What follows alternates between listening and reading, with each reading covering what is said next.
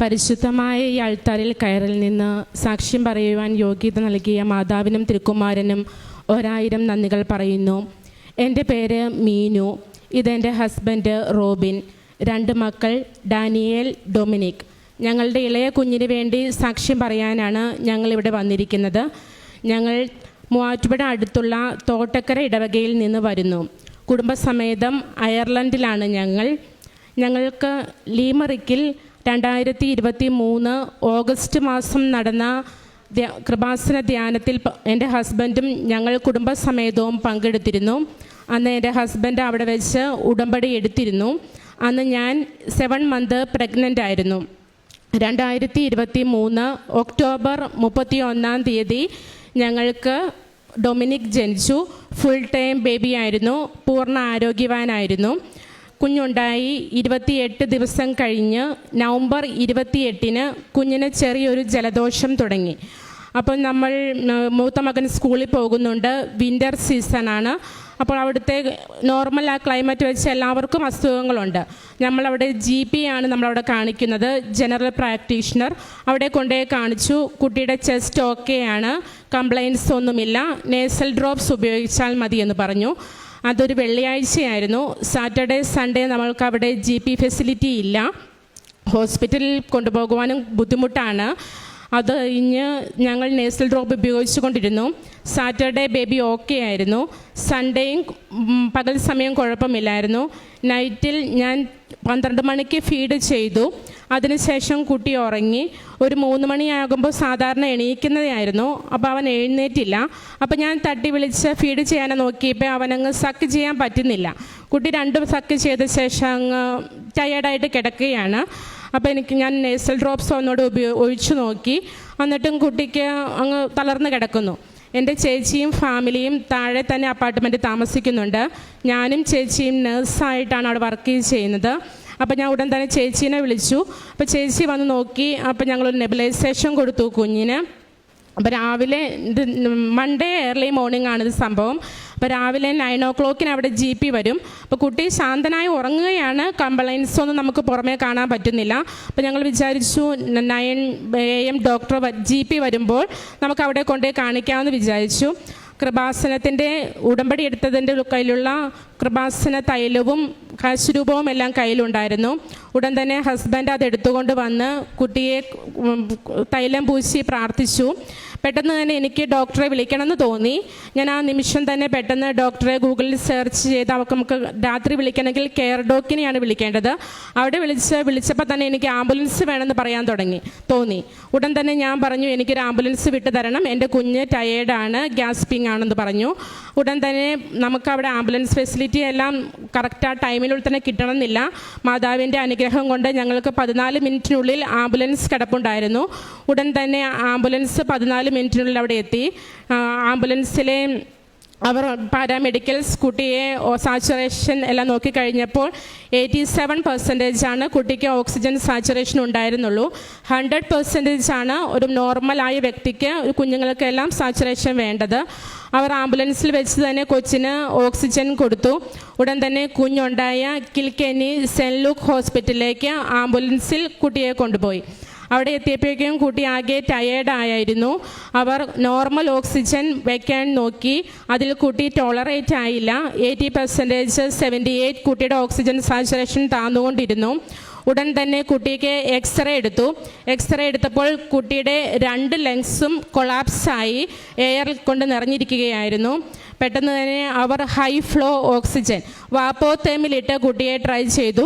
അപ്പോൾ കുഞ്ഞ് 12 മണിക്ക് ഫീഡ് ചെയ്തായിരുന്നു ലാസ്റ്റ്. അത് കഴിഞ്ഞ ശേഷം ഫീഡ് എടുക്കാത്തതുകൊണ്ട് അവൻ ആകെ തളർന്നു കഴിഞ്ഞു. ഫീഡ് കിട്ടാനായിട്ട് അവൻ വളരെ കരഞ്ഞുകൊണ്ടിരിക്കുമായിരുന്നു. പക്ഷേ ഓക്സിജൻ കുറവായതുകൊണ്ട് നമുക്ക് കുട്ടിയെ ഫീഡ് ചെയ്യാൻ പറ്റുന്നില്ലായിരുന്നു. അവർ കുട്ടിയെ കുറേ നേരം ട്രൈ ചെയ്തു. പക്ഷേ ഓക്സിജൻ്റെ സാച്ചുറേഷൻ കൂടുന്നില്ല. കുട്ടിക്ക് ക്യാനുല ഇടാൻ പറ്റുന്നില്ല. ക്യാനുല ടീം വന്നു കുട്ടിയെ ക്യാനുല ഇട്ടു. കുറേ കുത്തി അതിനുശേഷം കിട്ടി. ആ സമയത്ത് ഞാനും ഹസ്ബൻഡും പ്രത്യക്ഷീകരണ പ്രാർത്ഥന ചൊല്ലിക്കൊണ്ടിരുന്നു. അവിടെ വെച്ച് ഞങ്ങൾ പറഞ്ഞു, മാതാവേ, ഞങ്ങളുടെ മകനെ യാതൊരു കുറവും കൂടാതെ തിരിച്ചു തരികയാണെങ്കിൽ ഞങ്ങൾ കൃപാസനത്തിൽ വന്ന് സാക്ഷ്യം പറഞ്ഞുകൊള്ളാമെന്ന്. അവിടെ നിന്ന് കുട്ടിക്ക് പിന്നെ ക്യാനുല കിട്ടി, IV ഫ്ലൂയിഡ് എല്ലാം സ്റ്റാർട്ട് ചെയ്തു, ഓക്സിജൻ വെച്ചു. കുട്ടി ബാക്കിയെല്ലാം ഓക്കെ ആയിരുന്നു. പക്ഷേ കുട്ടിയുടെ സാച്ചുറേഷൻ കൂടുന്നുണ്ടായിരുന്നില്ല. ആ ഹോസ്പിറ്റലിൽ കുട്ടികൾക്ക് വേറെ കുറേ ഫെസിലിറ്റീസ് ഉണ്ടായിരുന്നില്ല. അതുകൊണ്ട് അവർ അവിടെ നിന്ന് കുട്ടിയെ ഡബ്ലിനിലുള്ള CHI ഹോസ്പിറ്റലിലേക്ക് റെഫർ ചെയ്തു. നമ്മളുടെ മാതാവിൻ്റെ അനുഗ്രഹം കൊണ്ട് അവിടെ ബെഡ് വേക്കൻ്റ് ഉണ്ടായിരുന്നു. ഒരു 3 മണിയായപ്പോഴേക്കും അവിടെ നിന്ന് ആംബുലൻസ് വന്നു. മെഡിക്കൽ ടീം എല്ലാം വന്ന് കുട്ടിയെ പരിശോധിച്ച ശേഷം കുട്ടിയെ ആംബുലൻസിന് ക്രംബ്ലിനിലുള്ള CHI ഹോസ്പിറ്റലിലേക്ക് ട്രാൻസ്ഫർ ചെയ്തു. ഞാനും ഹസ്ബൻഡും പുറകെ ഞങ്ങളുടെ കാറിന് അവിടെ എത്തി. ഞങ്ങൾ അവിടെ എത്തുമ്പോൾ ഏകദേശം ഒരു 6:30 ആയിരുന്നു. പോകുന്ന വഴിക്കെല്ലാം ഞങ്ങൾ വിശ്വാസ പ്രമാണവും പ്രത്യക്ഷീകരണ പ്രാർത്ഥനയും ചൊല്ലിക്കൊണ്ടിരുന്നു. ഉടമ്പടി കാശുരൂപം ഞാൻ കയ്യിൽ മുറുകെ പിടിച്ച് മാതാവിനോട് ഞാൻ പ്രാർത്ഥിച്ചുകൊണ്ടിരിക്കുകയായിരുന്നു. നമ്മൾ ഡബിളിലെത്തി കഴിഞ്ഞപ്പോൾ 6:30 ആയപ്പോൾ അവർ അവിടെ കുട്ടിയെ ബൈപ്പാപ്പ് ട്രൈ ചെയ്തു. വലിയ മുഖം മൊത്തം മൂടി വെക്കുന്ന ഒരു മാസ്കാണത്. ആ മാസ്ക് വെച്ച് ട്രൈ ചെയ്തിട്ടും കുട്ടി ശാന്തനായി കിടക്കുന്നുണ്ടായിരുന്നില്ല. പാല് കുടിക്കാനുള്ള അവൻ്റെ ആ വെപ്രാളം കൊണ്ട് അവൻ തലയൊക്കെയിട്ട് അകത്തുന്നുകൊണ്ട് അവർക്ക് ഓക്സിജൻ മെയിൻറ്റെയിൻ ചെയ്യാൻ കഴിഞ്ഞില്ല. ഒരു 1.5 hour 2 hour അവർ ട്രൈ ചെയ്തു. അതിനുശേഷം അവർ എക്സ്റേ എടുത്തു. എക്സ്റേ വീണ്ടും ബാഡാവുകയായിരുന്നു. അപ്പോൾ അവർ എന്നെ വിളിച്ചിട്ട് പറഞ്ഞു, കുട്ടിയുടെ കണ്ടീഷൻ കുറച്ച് സീരിയസ് ആണ്, നമുക്ക് കുട്ടിയെ വെന്റിലേറ്ററിലേക്ക് മാറ്റണം. അപ്പോൾ നമ്മളാകെ തളർന്നു പോയി. നമ്മളൊരു നഴ്സാണെങ്കിലും നമ്മളുടെ ഒരു കുഞ്ഞിനെ ആ ഒരു സിറ്റുവേഷനിൽ കാണുക എന്ന് പറയുമ്പോൾ അത് നമ്മൾക്ക് ഒരിക്കലും താങ്ങാൻ കഴിയുന്നില്ല. ഞാൻ മാതാവിനോട് ഉറക്കെ കരഞ്ഞ് പ്രാർത്ഥിച്ചു. എൻ്റെ ഹസ്ബൻഡിൻ്റെ മമ്മി ഇവിടെ വന്ന് ഉടമ്പടി എടുത്ത് ഉടമ്പടിയിൽ വെച്ച നിയോഗത്തിൽ ഞങ്ങൾക്ക് കിട്ടിയ കുഞ്ഞായിരുന്നു ഇവൻ. അപ്പോൾ അതിനുശേഷം ഞാൻ മാതാവിനെ പറ്റി എല്ലാവരോടും പറയുമായിരുന്നു. ഞാൻ കാണുന്ന വ്യക്തികളോട് മാതാവിനെ പറ്റി എന്നും, കൃപാസന മാതാവിനെ പറ്റി എന്നും പറയുമായിരുന്നു. അങ്ങനെ കുട്ടിയെ രാത്രി 11:30 ആയപ്പോൾ വെന്റിലേറ്ററിലിട്ടു, സെഡേഷൻ കൊടുത്തു. സെഡേറ്റായി കഴിഞ്ഞപ്പോൾ കുട്ടി അത്യാവശ്യം ഓക്കെ ആയി. പക്ഷേ എക്സ്റേ എടുക്കുമ്പോൾ വീണ്ടും റൈറ്റ് ലെഗ് കൊളാപ്സ് ആയിട്ടിരിക്കുകയായിരുന്നു. അതിനുശേഷം അവർ കുട്ടിക്ക് ആൻറ്റിബയോട്ടിക് സ്റ്റാർട്ട് ചെയ്തു. കുട്ടിയുടെ സെൻറ്റർ ലൈൻ ഇട്ടു, മൂത്രം പോകുവാനായിട്ട് കത്തീറ്റർ ഇട്ടു, ഭക്ഷണം പോകുവാനായിട്ട് വായിലൂടെ ട്യൂബ് ഇട്ടു. അങ്ങനെ കുട്ടിക്ക് ഫുൾ ട്യൂബിൽ കിടക്കുകയായിരുന്നു. സെക്കൻഡ് ഡേ ആയപ്പോഴേക്കും ശരീരം മുഴുവൻ നീര് വെച്ച് ഞങ്ങളുടെ മകനെ കണ്ടാൽ തിരിച്ചറിയാത്ത ഒരു രൂപത്തിലായിരുന്നു. ഞങ്ങളുടെ പ്രാർത്ഥന തുടർന്നു. ഞങ്ങൾക്ക് ICUവിനകത്ത് ഞങ്ങൾക്ക് ഹസ്ബൻഡിനും വൈഫിനും ഇരിക്കാനുള്ള അവസരം തന്നിരുന്നു. അവിടെ വെച്ച് ഞങ്ങൾ മൊബൈൽ നമ്മൾക്ക് ഉപയോഗിക്കാനുള്ള പെർമിഷനും അവർ തന്നു. കുട്ടിയുടെ ആ സൈഡിലേക്ക് പോകുമ്പോൾ ഉപയോഗിക്കത്തില്ല, എങ്കിലും കുറച്ച് നീങ്ങി നിന്ന് നമ്മൾക്കത് കാണാമായിരുന്നു. ഞങ്ങൾ കൃപാസനത്തിൻ്റെ ആരാധനകളും സാക്ഷ്യങ്ങളും തുടർച്ചയായി കേട്ടുകൊണ്ടിരുന്നു. അത് വൈകുന്നേരം 10:30 വരെ നമുക്ക് കുഞ്ഞിൻ്റെ അടുത്ത് നിൽക്കാം. 10:30 കുഞ്ഞിൻ്റെ അടുത്ത് നമ്മൾ റൂമിലേക്ക് പോകുമ്പോൾ കാശുരൂപം കുഞ്ഞിൻ്റെ അടുത്ത് വെച്ച് നഴ്സുമാരെ പ്രത്യേകം പറഞ്ഞ് ഏൽപ്പിച്ച് ഞങ്ങൾ പോയിരുന്നു. ഓരോ ദിവസവും പെട്ടെന്ന് കുഞ്ഞിന് ഇമ്പ്രൂവ്മെൻ്റ് ഉണ്ടായി. അവൻ്റെ 2 ലങ്സും ഓക്കെ ആയി, എക്സ്റേ എല്ലാം ഓക്കെ ആയി, സെഡേഷൻ കുറച്ചു. 5th ഡേ അവനെ വെന്റിലേറ്ററിൽ നിന്ന് മാറ്റി. അന്ന് തന്നെ എല്ലാം നോർമൽ ആയതുകൊണ്ട് റൂമിലേക്ക് അന്ന് തന്നെ ഷിഫ്റ്റ് ചെയ്തു. 2 ദിവസം കൂടി റൂമിൽ കിടത്തിയിട്ട് അവനെ വീട്ടിലേക്ക് വിട്ടു. അങ്ങനെ 7 ദിവസത്തെ ഹോസ്പിറ്റൽ വാസത്തിന് ശേഷം പൂർണ്ണ ആരോഗ്യവാനായി ഞങ്ങളുടെ മകൻ തിരിച്ച് വീട്ടിലേക്ക് വന്നു. തുടർന്ന് കുഞ്ഞിന് യാതൊരുവിധ ആരോഗ്യ പ്രശ്നങ്ങളും ഉണ്ടായിട്ടില്ല. ഞങ്ങളുടെ റൂമിൽ ഒരു കൃപാസന മാതാവിൻ്റെ രൂപം ഞങ്ങൾ വെച്ചിട്ടുണ്ട്. കുഞ്ഞ് എപ്പോഴും അതിൽ നോക്കി ചിരിക്കുമായിരുന്നു. ഞങ്ങൾ എപ്പോഴും മാതാവിനോട് നന്ദി പറയുന്നു. ഞാൻ ആദ്യമായി 2019 ഉടമ്പടി എടുത്തത്.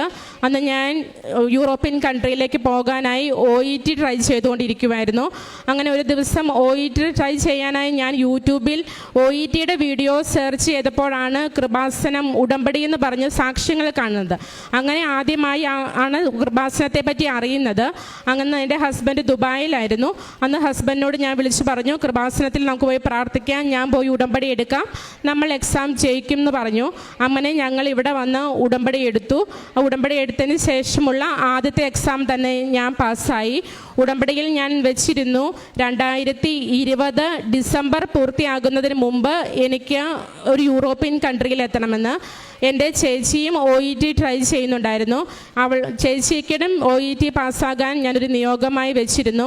ഞങ്ങൾ 2 പേരും ഒരേ ദിവസം തന്നെ ഇവിടെ നിന്ന് പേപ്പർ വർക്കുകളെല്ലാം കംപ്ലീറ്റ് ചെയ്ത് അയർലൻഡിലേക്ക് 2020 നവംബർ 25 പോയി. അവിടെ എത്തി എക്സാം ഫസ്റ്റ് അറ്റംപ്റ്റിൽ തന്നെ വിശുദ്ധ വസ്തുക്കളെല്ലാം ഉപയോഗിച്ച് പ്രാർത്ഥിച്ചതിൻ്റെ ഫലമായി ഞങ്ങൾ വിജയിച്ചു. ഡിസംബർ 20 ഞങ്ങൾക്ക് അവിടുത്തെ പിൻ നമ്പർ കിട്ടി. ഡിസംബർ 21 ഞങ്ങൾ അവിടെ രജിസ്റ്റേർഡ് നഴ്സുമാരായി ജോലിക്ക് പ്രവേശിച്ചു. 2021 ഓഗസ്റ്റിൽ ഞങ്ങളുടെ രണ്ടുപേരുടെയും ഫാമിലികൾ ഒരുമിച്ച് അയർലൻഡിലേക്ക് വന്നു. തുടർന്ന് ഞങ്ങൾ കാണുന്ന ഓരോ വ്യക്തികളോടും കൃപാസന മാതാവിനെക്കുറിച്ച് പറയുന്നുണ്ടായിരുന്നു. ഞങ്ങളുടെ ജീവിതത്തിൽ എന്തൊക്കെ ബുദ്ധിമുട്ടുകൾ വന്നാലും, രോഗാവസ്ഥയായാലും ചെറിയ ചെറിയ വേദനകളായാലും എന്തൊക്കെ വന്നാലും കൃപാസനത്തിൻ്റെ ഉടമ്പടി കാശുരൂപവും തൈലവും ഉപയോഗിച്ചാണ് ഞങ്ങൾ പ്രാർത്ഥിച്ചുകൊണ്ടിരിക്കുന്നത്. അങ്ങനെ മാതാവും തിരുക്കുമാരനും തന്ന അനുഗ്രഹങ്ങൾക്കെല്ലാം നന്ദി പറയുന്നു. എൻ്റെ ഒരു ഫ്രണ്ട്, അവളുടെ ഹസ്ബൻഡ് ഖത്തറിലായിരുന്നു. OET കുറേ ട്രൈ ചെയ്തു, കിട്ടിയില്ല. അങ്ങനെ അവൾ അയർലൻഡിലേക്ക് കയറി വന്നു. അപ്പോൾ ഞാൻ അവളോട് പറഞ്ഞിരുന്നു, ഇവിടുന്ന് പോരുന്നതിന് മുമ്പ് നീ ഉടമ്പടി എടുത്തിട്ട് പോരണമെന്ന്. അപ്പോൾ അവൾക്ക് വീട്ടിൽ നിന്ന് കൊണ്ടുവരാനൊന്നും ആളില്ലായിരുന്നു. പിന്നെ ഇവിടുന്ന് അങ്ങോട്ട് പോരുന്നതിൻ്റെ തലേദിവസം ഉടമ്പടി എടുത്തിട്ട് പോന്നു. അവിടെ വന്ന് OET എഴുതി, ഒരു പ്രാവശ്യം എഴുതി, കിട്ടിയില്ല. പിന്നീട് അവൾ കഠിനമായി പ്രാർത്ഥിച്ചു. ഒത്തിരി പരോപകാര പ്രവർത്തികളും കാരുണ്യ പ്രവർത്തികളും എല്ലാം ചെയ്തു. കഴിഞ്ഞ മാസം OET എക്സാം പാസ്സായി. അവൾക്കും ഇനി പേപ്പർ വർക്കുകളെല്ലാം കംപ്ലീറ്റ് ചെയ്താൽ അവിടുത്തെ പിൻ നമ്പർ അധികം താമസിയാതെ തന്നെ കിട്ടും. അങ്ങനെ ഞങ്ങളുടെ ജീവിതത്തിൽ മാതാവ് വഴി തന്ന എല്ലാ അനുഗ്രഹങ്ങൾക്കും നന്ദി പറയുന്നു. ഞങ്ങളുടെ കുഞ്ഞിൻ്റെ മാമോദിസ മിനിങ്ങാന്നായിരുന്നു. ഇന്നിപ്പോൾ ഞങ്ങൾ കുഞ്ഞിനെയുമായി ആദ്യമായി കൃപാസനത്തിലേക്കാണ് സാക്ഷ്യം പറയാനായി വന്നത്. മാതാവും വഴി തിരുക്കുമാരൻ തന്ന അനുഗ്രഹങ്ങൾക്കെല്ലാം ഞങ്ങൾ നന്ദി പറയുന്നു. ഞങ്ങൾ ഈ പ്രാവശ്യവും ഉടമ്പടി പുതുക്കിയ ശേഷമാണ് അയർലൻഡിന് തിരിച്ചു പോകുന്നത്. തുടർന്ന് ഞങ്ങളുടെ ജീവിതത്തിൽ മാതാവുമായി, തിരുക്കുമാരനും കൃപാസന മാതാവുമായി പ്രാർത്ഥനയിൽ ജീവിക്കാൻ ഞങ്ങൾ ആഗ്രഹിക്കുന്നു. കാരുണ്യ പ്രവർത്തികളായി ഞങ്ങൾക്ക് അവിടെ രോഗികളെ പോയി ഞങ്ങൾ നേഴ്സായിട്ടാണ് ജോലി ചെയ്യുന്നത്. അതിൻ്റെ ഭാഗമായി ഞങ്ങൾ രോഗി അങ്ങനെ ചെയ്യുന്നുള്ളൂ. അതല്ലാതെ നമുക്കവിടെ സൗകര്യമില്ല. ഇവിടെയുള്ള അനാഥാലയങ്ങളിലേക്കൊക്കെ ഞങ്ങൾക്ക് പറ്റുന്ന സഹായങ്ങൾ ചെയ്യുന്നുണ്ട്. അതുപോലെ രോഗികൾക്കൊക്കെ പറ്റുന്ന സഹായങ്ങളെല്ലാം ഞങ്ങൾ ചെയ്യുന്നു. ഫേസ്ബുക്ക് വഴിയും വാട്സപ്പ് വഴിയും സോഷ്യൽ മീഡിയ വഴിയും ഞങ്ങൾ സാക്ഷ്യങ്ങൾ കേൾക്കുകയും ആ സാക്ഷ്യങ്ങളെല്ലാം ഷെയർ ചെയ്ത് മറ്റുള്ളവരിലേക്ക് മാതാവിനെക്കുറിച്ച് കൂടുതൽ അറിയിക്കുവാൻ ശ്രമിക്കുകയും ചെയ്യുന്നുണ്ട്. പരിശുദ്ധ അമ്മയുടെ മധ്യസ്ഥതയിലേറെ പ്രത്യേകിച്ച് കുഞ്ഞിൻ്റെ സാക്ഷ്യം പറയുവാനായിട്ടാണ് അവർ അവധി കിട്ടി. കുഞ്ഞിനെ മാമോദീസയ്ക്ക് ശേഷം ഇവിടെ കൊണ്ടുവന്ന് സാക്ഷ്യപ്പെടുത്താമെന്ന് അയർലൻഡിൽ ബഹുമാനപ്പെട്ട ജോസഫ് അച്ഛൻ അവിടെ ഒരു ഉടമ്പടി ധ്യാനം ഉണ്ടായിരുന്നു. അപ്പോൾ അത് വലിയൊരു അനുഗ്രഹമായി തീർന്നു എന്നുള്ളതിൻ്റെ സാക്ഷ്യമാണ് ഇതിപ്പം. അവിടെയും ഉടമ്പടി ആദ്യമായിട്ട് എടുക്കുവാനുള്ള അവസരം ആ ധ്യാനത്തിൽ അവിടെ വന്നവർക്ക് അങ്ങനൊരു ഓപ്ഷൻ ഉണ്ടായിരുന്നു. ആ ഉടമ്പടിയുടെ ഈ ജീവിത പങ്കാളിയാണ്, ഹസ്ബൻഡാണ് അത് ഉടമ്പടി എടുത്തതും. അന്ന് തൊട്ട് പ്രാർത്ഥനയിൽ സ്ഥിരതയോടെ നിലനിന്നു എന്നുള്ളതാണ്. അതിനുശേഷം കുഞ്ഞിൻ്റെ ഒരു പെട്ടെന്നുണ്ടാകുന്നൊരു ക്രിട്ടിക്കൽ സാഹചര്യത്തിൽ വിശ്വാസ പ്രമാണവും പ്രത്യക്ഷീകരണ പ്രാർത്ഥനയുമൊക്കെ ചൊല്ലി മാതാവിനോട് സാക്ഷ്യം പറഞ്ഞേക്കാം എന്നുള്ളൊരു പ്രാർത്ഥനയുടെ ഫലമായിട്ട് ഇന്നേ ദിവസം ഈ ആലയത്തിലെത്തി അത് സാക്ഷ്യപ്പെടുത്തുന്നുണ്ട്. അപ്പോൾ ഏറെ പ്രധാനപ്പെട്ടത് ഉടമ്പടി എന്നൊരു പ്രാർത്ഥന, അതിപ്പോൾ ഓൺലൈനിലാണെങ്കിലും എവിടെ നിന്നായാലും പരിശുദ്ധ അമ്മയോട് ഉടമ്പടി എടുത്തേക്കാം അല്ലെങ്കിൽ സാക്ഷ്യം പറഞ്ഞേക്കാം എന്ന് പറയുമ്പോൾ മാതാവ് ഒരു അനുഭവം നിങ്ങൾക്ക് അല്ലെങ്കിൽ നമുക്ക് ഓരോരുത്തർക്കും നൽകുന്നുണ്ടെങ്കിൽ അതിന് പിന്നിൽ ദൈവം അതിന് ഇവിടുത്തെ ഒരു പരിശുദ്ധ അമ്മയുടെ പ്രത്യക്ഷീകരണത്തിൻ്റെ ഒരു അടിസ്ഥാനമുണ്ട്. അപ്പോൾ ഉടമ്പടി എന്ന പ്രാർത്ഥനയുടെ ഒരു പ്രത്യേകതയുണ്ട്. ഉടമ്പടിയുടെ പ്രാർത്ഥനയുടെ പ്രത്യേകത എന്ന് പറയുന്നത് പ്രാർത്ഥന മാത്രമല്ല, നിങ്ങൾ ഉടമ്പടി പ്രവർത്തിച്ചേക്കാം, ഉടമ്പടിയിലെ കാര്യങ്ങളൊക്കെ ചെയ്തേക്കാം എന്നുള്ളൊരു വാഗ്ദാനം കൂടിയാണ്. അപ്പോൾ ഈ ഒരാൾ ദൈവത്തിന് വേണ്ടി ഒരു പ്രാർത്ഥനയും പ്രവർത്തനങ്ങളുമൊക്കെ ജീവിതം ക്രമപ്പെടുത്താം എന്നുള്ളൊരു വാഗ്ദാനം ദൈവത്തിന് മുൻപിൽ വളരെ പ്രീതികരമായിട്ടൊരു പ്രാർത്ഥന. അതുകൊണ്ട് തന്നെയാണ് ഒരുപാട് അനുഭവങ്ങളുമായിട്ട് അനവധി പേര് ഇവിടെ ഉടമ്പടിയുടെ സാക്ഷ്യങ്ങളോട് വരുന്നത്. അതിനോടൊപ്പം തന്നെ പരിശുദ്ധ അമ്മ ഓൺലൈനിലാണെങ്കിലും എവിടെ വെച്ചാണെങ്കിലും പരിശുദ്ധ അമ്മയുടെ ഈ പ്രത്യക്ഷീകരണത്തെ അഡ്രസ്സ് ചെയ്ത് അല്ലെങ്കിൽ പ്രത്യക്ഷീകരണത്തിൻ്റെ ഭാഗമാകുവാനായിട്ട് ഇപ്പോൾ കൃപാസന മാതാവ് എന്ന പ്രാർത്ഥന പ്രാർത്ഥിക്കുമ്പോൾ അത് ഈ പ്രത്യക്ഷീകരണത്തോടുമാണ് ബന്ധപ്പെട്ട് നിൽക്കുന്നത്. അപ്പം അങ്ങനൊരു പ്രാർത്ഥന ചൊല്ലുന്നവർക്കൊക്കെ അനുഭവം നൽകുമ്പോൾ അത് ഈ പ്രത്യക്ഷീകരണത്തെ കൂടെയാണ് മാതാവ് കൺഫേം ചെയ്യുന്നത്. പ്രത്യേകിച്ച് ഈ കുടുംബത്തിന് ലഭിച്ച എല്ലാ അനുഭവങ്ങൾക്കും നമുക്ക് എല്ലാവർക്കും കരങ്ങളടിച്ച് ദൈവത്തിൻ്റെ നാമം മഹത്വപ്പെടുത്താം. അത്യപൂർവ ദൈവാനുഭവങ്ങൾ ഇനി നിങ്ങൾക്കും സ്വന്തം. ഈ യൂട്യൂബ് ചാനൽ ഇതുവരെ സബ്സ്ക്രൈബ് ചെയ്തിട്ടില്ലെങ്കിൽ ഇപ്പോൾ തന്നെ സബ്സ്ക്രൈബ് ചെയ്യുക. ഈ വീഡിയോ ഇപ്പോൾ തന്നെ നിങ്ങളുടെ സുഹൃത്തുക്കൾക്ക് ഷെയർ ചെയ്തുകൊണ്ട് കർത്താവിൻ്റെ പ്രേക്ഷിതരാകുക.